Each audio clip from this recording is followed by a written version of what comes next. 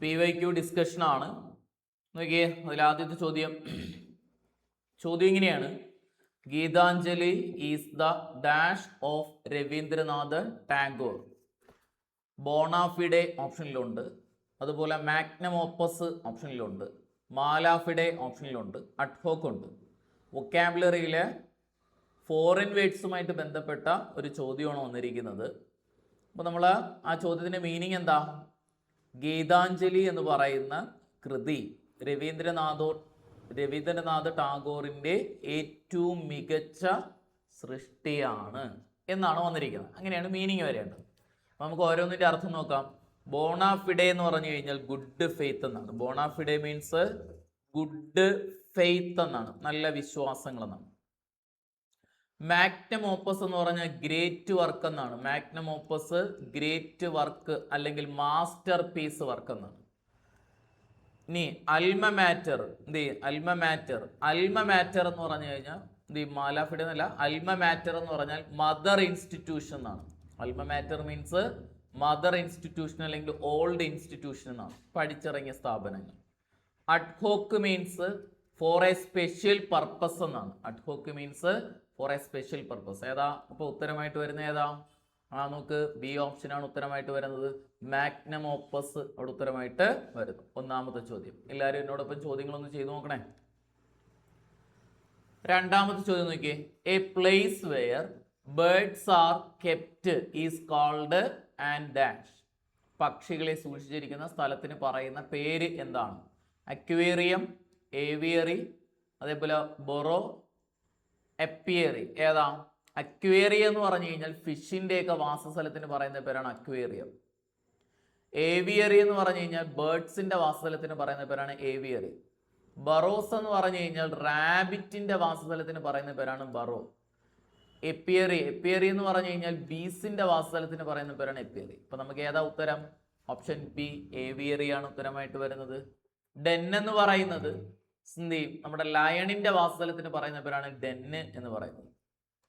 Cave എന്ന് പറയുന്നത് നമ്മുടെ ബെയറിന്റെ വാസസ്ഥലത്തിന് പറയുന്ന പേരാണ് കേവ് എന്ന് പറയുന്നത്.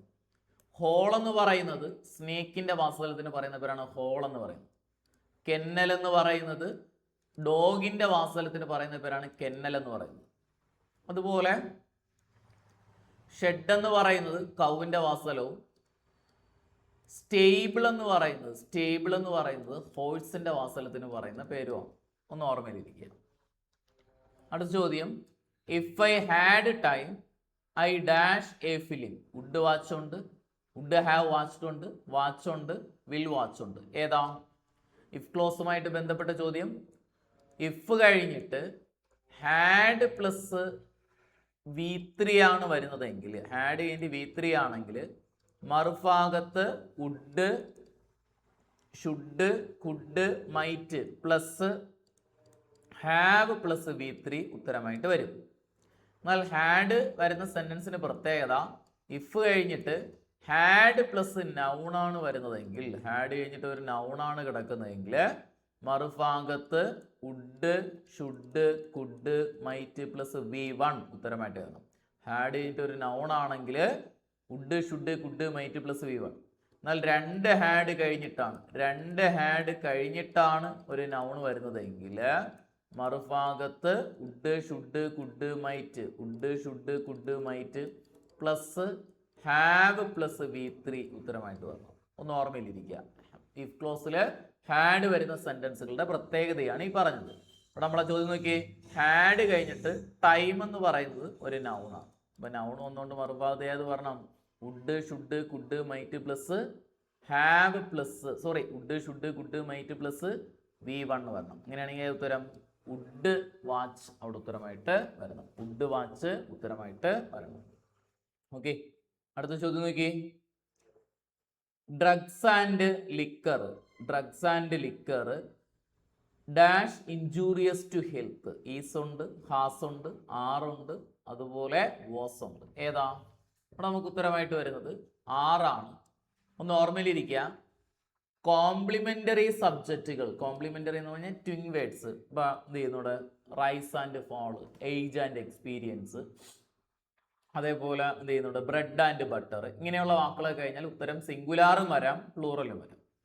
അവ ഒരുമിച്ചാണ് പറയുന്നതെങ്കിൽ സിംഗുലാറും, അവ വ്യത്യസ്തമായ രണ്ട് വസ്തുക്കളെയാണ് സൂചിപ്പിക്കുന്നതെങ്കിൽ പ്ലൂറലും ആയിരിക്കും. ഇവിടെ നോക്കിയ ഡ്രഗ്സ് എന്ന് പറയുന്നതും ലിക്കർ എന്ന് പറയുന്നതും രണ്ട് ഉൽപ്പന്നങ്ങളെയാണ് സൂചിപ്പിക്കുന്നത്. ഇത് രണ്ടും നമ്മുടെ ഹെൽത്തിന് പ്രോബ്ലമാണ്. അപ്പോൾ നമുക്ക് ഏതാ ഉത്തരം? പ്ലൂറൽ വരണം. അപ്പോൾ നമ്മൾ ഒരുമിച്ചാണ് പറയുന്നത്, ഒരുമിച്ചല്ല പറഞ്ഞത്, രണ്ടും രണ്ട് ഉൽപ്പന്നമായിട്ടാണ് ഇവിടെ സൂചിപ്പിച്ചിരിക്കുന്നത്. അതുകൊണ്ട് 6 അവിടെ ഉത്തരമായിട്ട് വരും. ബാക്കിയെല്ലാം സിംഗുലാറാണ്. അടുത്ത ചോദ്യം നോക്കിയേ. Misty plays a dash role in the film. Misty ഒരു പെൺകുട്ടിയുടെ പേരാണെന്ന് വെച്ചോ. പ്ലേസ് അഭിനയിക്കുന്നു, dash a dash role in the film. സിനിമയിലായിട്ട് ഒരു ഡ്യുവൽ റോളാണ് അഭിനയിച്ചത്. ഇപ്പൊ ഡ്യുവൽ, രണ്ട് എന്ന അർത്ഥം വരുന്ന വാക്ക് ഏതെന്നാണ് ചോദിച്ചിരിക്കുന്നത്. DUAL ഉണ്ട്, DUEL ഉണ്ട്. ഇതിൽ ഏതാ ഡ്യുവൽ എന്ന് പറഞ്ഞാൽ നിങ്ങൾ ഇ ഓർക്കണം കേട്ടോ. ഇ എന്ന് പറഞ്ഞാൽ എനിമി എന്ന് ഓർക്കണം. ഇ എന്ന് പറഞ്ഞാൽ എന്തെന്ന് ഓർക്കണം? എനിമി. ഈ എനിമീസിനെ കണ്ടു കഴിഞ്ഞാൽ നമ്മൾ അടി ഉണ്ടാക്കും എന്ന് ഓർക്കണം. എനിമീസിനെ കണ്ടു കഴിഞ്ഞാൽ നമ്മൾ എന്തുണ്ടാക്കും? അടി ഉണ്ടാക്കും. ഇപ്പൊ DUEL എന്ന് പറഞ്ഞാൽ വഴക്ക്, ദ്വന്ദ്വയുദ്ധം, വാർ എന്നൊക്കെയാണ്. ഇപ്പൊ DUAL എന്ന് പറഞ്ഞാൽ ഡ്യുവൽ, രണ്ട് എന്നാണ്. അപ്പൊ നമുക്ക് ഏതാ ഉത്തരം? എ ഓപ്ഷനാണ് ഉത്തരമായിട്ട് വരുന്നത്. ഓക്കെ, അടുത്ത ചോദ്യം നോക്കി. Correct the following sentence using the appropriate options. താഴെ തന്നിരിക്കുന്ന സെന്റൻസിൽ എന്തോ ഒരു തെറ്റുണ്ട്. ആ തെറ്റ് തിരുത്തി കറക്റ്റ് ആയിട്ടുള്ള ഓപ്ഷൻ എഴുതാനാണ് പറഞ്ഞിരിക്കുന്നത്. നമുക്ക് നോക്കാം. നമുക്ക് ആ സെന്റൻസ് വായിച്ചു നോക്കാം. എന്താണ്, എവിടെയാണ് തെറ്റെന്ന് നോക്കാം. രമേശ് സബ്ജക്റ്റ് ആണ്, അതിൽ വലിയ തെറ്റില്ല. സാ എന്ന് പറയുന്നത് സിയുടെ V2 ആണ്. അപ്പൊ രമേശ് സിംഗുലാർ ആണ്. സാ എന്ന് പറയുന്നത് V2 സിംഗുലാറും ആണ്, പ്ലൂറലും ആണ്. അപ്പൊ നമുക്കത് തെറ്റില്ല. ഈഗിള് എന്ന് പറയുന്നത് ഈലാണ് ഉച്ചരിക്കുന്നത്. ഈൽ ഉച്ചരിക്കുന്നതുകൊണ്ട് നമ്മൾ ഈഗിൾ എന്ന് പറയോ? ആൻ ഈഗിൾ എന്ന് പറയണം. അപ്പൊ ആൻ അവിടെ വരണം. അതാണ് ഇവിടുത്തെ തെറ്റ്. ഇൻ ദ സൂ അവിടെ തെറ്റില്ല. അപ്പൊ നമുക്ക് ഏതാ? ഓപ്ഷൻ എ, ആൻ ആണ് ഉത്തരമായിട്ട് വരുന്നത്. ഈഗിളിന് മുന്നിൽ എന്ത് ചേർക്കണം? ആൻ ചേർത്തിട്ട് പറയണം. അടുത്ത ചോദ്യം. How strange she looks. ഏത് തരം സെന്റൻസ് എന്നാണ് ചോദിച്ചിരിക്കുന്നത്? Interrogative, imperative, declarative, exclamatory. ഇപ്പൊ ഇന്ററോഗേറ്റീവ് സെന്റൻസുകളാണെങ്കിൽ ക്വസ്റ്റ്യൻ വേർഡിലോ അല്ലെങ്കിൽ ഓക്സിലറി വെർബിലോ തുടങ്ങി ക്വസ്റ്റ്യൻ മാർക്കിൽ അവസാനിക്കണം. ഇമ്പരേറ്റീവ് സെന്റൻസുകളാണെങ്കിൽ വെർബിലോ അല്ലെങ്കിൽ പ്ലീസ് എന്ന് പറയുന്ന വാക്കിലോ അല്ലെങ്കിൽ കൈൻഡ്ലി എന്ന വാക്കിലോ, കൈൻഡ്ലി അല്ലെങ്കിൽ ബി എന്ത് ചെയ്യുന്നു, അല്ലെങ്കിൽ ഡോണ്ട് എന്നിവയിൽ തുടങ്ങി ഫുൾ സ്റ്റോപ്പിൽ അവസാനിക്കണം. ഡിക്ലറേറ്റീവ് അല്ലെങ്കിൽ സ്റ്റേറ്റ്മെന്റ് സെന്റൻസുകൾ എന്നൊക്കെ പറഞ്ഞു കഴിഞ്ഞാൽ നൗണ് അല്ലെങ്കിൽ പ്രോനൗണ്, നൗണിലോ പ്രോനൗണിലോ തുടങ്ങി ഫുൾ സ്റ്റോപ്പിൽ അവസാനിക്കണം. എക്സ്ക്ലമേറ്ററി എന്ന് പറഞ്ഞാൽ ആശ്ചര്യചിഹ്നം വരുന്ന സെന്റൻസുകൾ. നമുക്കിവിടെ ആശ്ചര്യചിഹ്നം കിടക്കുന്നു, അതുകൊണ്ട് ഏതാ? എക്സ്ക്ലമേറ്ററി അവിടെ ഉത്തരമായിട്ട് വരുന്നു. അടുത്ത ചോദ്യം നോക്കിയേ. Amit waited for her dash the entrance. അറ്റുണ്ട്, ഓണുണ്ട്, ഇന്നുണ്ട്, ഓറുണ്ട്.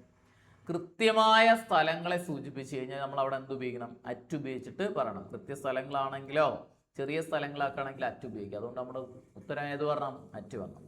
ഒന്നിന് മുകളിൽ എന്നാണ് വരുന്നതെങ്കിൽ അവിടെ ഓൺ ഉപയോഗിക്കണം.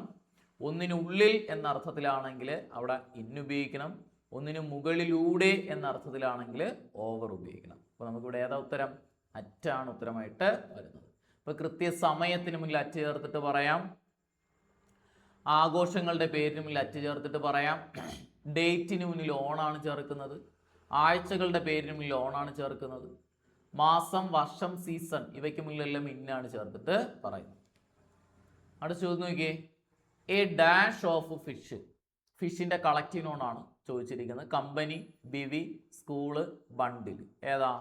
നമ്മൾ പഠിച്ചതാണ്. സ്കൂളിൽ പഠിക്കുമ്പോൾ ഷോൾ ഉപയോഗിച്ച് മീൻ പിടിച്ചിട്ടുണ്ട്. School of fish, shoal of fish, catch of fish. ഏതാ ഫിഷിന്റെ കളക്റ്റീവ് ആണ്? സി ഓപ്ഷൻ, സ്കൂളാണ്. കമ്പനി ഓഫ് ആക്ടേഴ്സ് എന്നാണ് പറയുന്നത്. Company of actors. Bevy of girl, lady, beauty, woman. Bevy ഓഫിനകത്ത് വരുന്നത് girl, lady, beauty, woman. Bundle of hay എന്ത് ചെയ്യുന്നുണ്ട്? ബണ്ടിൽ ഓഫ് ഹേ വക്യോലിന്റെ കളക്റ്റീവാണ് ബണ്ടിൽ എന്ന് പറയുന്നത്. അടുത്ത് നോക്കിയേ. The dash part of the novel is quite interesting. Lateral, later, late, latest. അവിടെ നോക്കിയേ. അപ്പൊ ഇതിന്റെ മീനിങ് നോക്കുക. ലാറ്റർ മീൻസ് രണ്ടാമത്തത്, ലേറ്റർ മീൻസ് പിന്നീട്, ലേറ്റ് മീൻസ് വൈകുക, ലേറ്റസ്റ്റ് പുതിയത്, പുതിയത്. അപ്പോൾ നോക്കിയത് ഇവിടെ ഏതാ വരുന്നത്? നിങ്ങൾ ലേറ്റസ്റ്റ് എഴുതി വെക്കരുത്. ദാ കഴിഞ്ഞിട്ട് സൂപ്പർലേറ്റീവ് പിടിക്കുക എന്ന് പറഞ്ഞിട്ട് കുട്ടികൾ ചിന്തിക്കാതെ ലേറ്റസ്റ്റ് എഴുതി വെക്കും. അപ്പോൾ ഒരു കാര്യം എടുത്തു പറഞ്ഞാൽ നമുക്ക് അവിടെ എന്ത് ചേർക്കാം? ദാ ചേർത്തിട്ട് പറയാം. പിന്നെ അതേപോലെ തന്നെ ഒരു സെന്റൻസിന്റെ തുടക്കത്തിൽ ദാ പ്ലസ് കമ്പാരിറ്റീവ് ഡിഗ്രി വരാം. ഇതൊക്കെ നമ്മൾ പഠിച്ചിട്ടുള്ളതാണ്. അപ്പോൾ നമുക്ക് ഉത്തരം വരുന്നത് ദ ലാറ്റർ ആണ്, രണ്ടാമത്തെ, the latter part of the novel. രണ്ടാമത്തെ ഭാഗം നല്ല ഇൻട്രസ്റ്റിംഗ് ആണ്, മറക്കരുത്. ഓക്കെ. ലേറ്റ്ലി എന്ന് പറഞ്ഞ അർത്ഥം എന്താ? ലേറ്റ്ലി എന്ന് പറഞ്ഞാൽ ഈ അടുത്തായ എന്നാണ്. ലേറ്റ്ലി മീൻസ് ഈ അടുത്തായതാണ്. ദ ലേറ്റ് എന്ന് പറഞ്ഞാൽ പരേതൻ എന്ന അർത്ഥത്തിലാണ് വരുന്നത്. ലേറ്റസ്റ്റ് എന്ന് പറഞ്ഞാൽ ഏറ്റവും പുതിയത്. ഓക്കെ, ഇതൊന്നും ഓർമ്മയിലിരിക്കുക. ക്ലിയർ ആണല്ലോ? അപ്പോൾ 10 ചോദ്യങ്ങൾ നിങ്ങളെല്ലാവരും എന്നോടൊപ്പം ചെയ്തു എന്ന് വിശ്വസിക്കുന്നു. നിങ്ങൾ കമൻറ്റ് ചെയ്യുക. എന്ത് ചെയ്യും? VFA പരീക്ഷയുമായി ബന്ധപ്പെടുത്തി വരാൻ പോകുന്ന പരീക്ഷകളിൽ അടുത്ത് വയ്ക്കുന്നതാണ് VFA ഒക്കെ. അപ്പോൾ അതുമായി ബന്ധപ്പെടുത്തിയുള്ള ക്വസ്റ്റ്യൻ ഡിസ്കഷനാണ്. കറക്റ്റായിട്ട് കണ്ടുവന്നു കഴിഞ്ഞാൽ നിങ്ങൾക്ക് ഉപകാരപ്പെടും. 10ന് എത്ര മാർക്ക് കിട്ടി എന്ന് നിങ്ങളൊന്ന് കമൻറ്റ് ചെയ്യുക. Okay, bye, thank U.